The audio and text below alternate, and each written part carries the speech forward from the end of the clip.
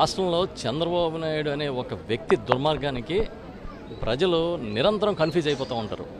కేవలం అతని రాజకీయ ప్రయోజనాల కోసం, అతని సీటు కోసం, అతని హోదా ముఖ్యమంత్రి పదవి కోసం ఎంతగానో తెగిస్తారు. అది కుటుంబం అవ్వచ్చు, కులం అవ్వచ్చు, మతం అవ్వచ్చు, రాష్ట్రం అవ్వచ్చు, ఎవరన్నా సరే వంచడానికి సిద్ధమైపోతారు.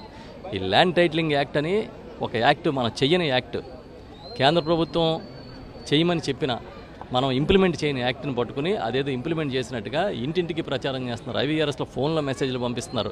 ఏదో ప్రజల ఆస్తులని జగన్ గారు లాగేసుకుంటారు, మళ్ళీ వస్తాయని చెప్తున్నాడు. అసలు ఇంతకన్నా బోగస్ ఉంటుందా? ఇంతకన్నా ఫేక్ ఉంటుందా? అసలు 40 ఏళ్ళు రాజకీయాల్లో ఉండి కనీసం మినిమము బాధ్యత లేకుండా చంద్రబాబు ప్రవర్తిస్తూ ఉన్నాడు. ఇవాళ ఎలక్షన్ కమిషన్ కంప్లైంట్ చేసి పార్టీ తరఫున మేమందరం కూడా ఎన్నికల అధికారులకి కంప్లైంట్లు చేస్తూ ఉన్నాం.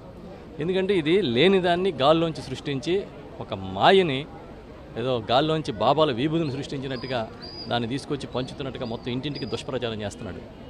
జగన్మోహన్ రెడ్డి గారు ఇచ్చేవాడే కానీ తీసుకునేవాడు కాదు. దాదాపు 30-35 లక్షల ఎకరాల భూములు క్లియర్ చేశాడు ఆయన.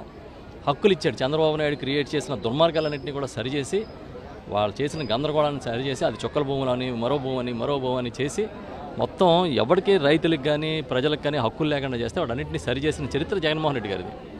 అదేవిధంగా భూములకు సంబంధించి ఏవైతే సమస్యలు ఉన్నాయో వాటిని శాశ్వత పరిష్కారం చేయాలని ప్రయత్నం చేస్తున్నా ఆయన. ఇతను భూములు కొట్టేద్దామని ఎస్ఐన్ భూముల దగ్గర నుంచి, చుక్కల భూముల దగ్గర నుంచి ప్రతిదాన్ని అమరావతిలో కొట్టడానికి స్కెచ్లు వేసినవాడు. అతను వచ్చి తిరిగి మళ్ళీ మా ముఖ్యమంత్రి గారి మీద, ఈ ప్రభుత్వం మీద బురద జల్లుతూ ఉన్నాడు.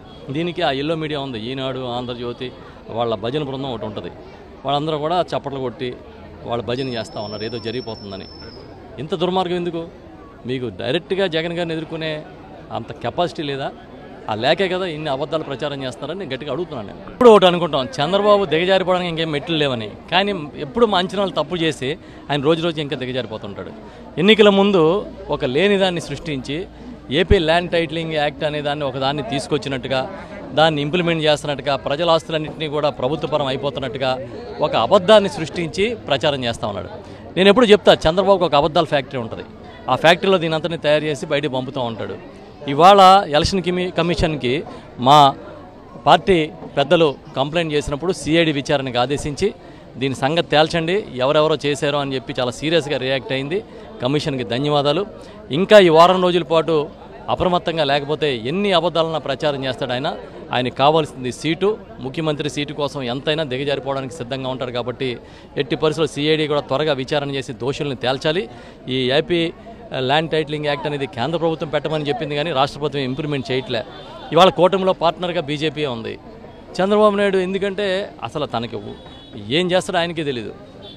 ఇలాంటి అబద్ధాలని సృష్టించి ఎంతమందిని మాయ చేయగలుగుతావు? అంటే ప్రజల్ని అయోమయంలో తోసేసి, అభద్రతలోకి తోసేసి, దాని ద్వారా నువ్వు ఓట్లు వేయించుకోవాలని ఆలోచన తప్ప ప్రజల మనసులను గెలుచుకోవాలని ఒక్కరోజు అని అనుకుంటావా? ప్రజల మనసులను గెలుచుకొని ఓట్లు వేయించుకుందాం అనే ఆలోచన చంద్రబాబుకి ఎప్పుడూ రాదు. జగన్మోహన్ రెడ్డి గారితో ఆయనకి ఎప్పటికీ పోలిక లేదు. మా నమ్మకం నువ్వే జగన్, మా నమ్మకం నువ్వే జగన్, మా నమ్మకం నువ్వే జగన్.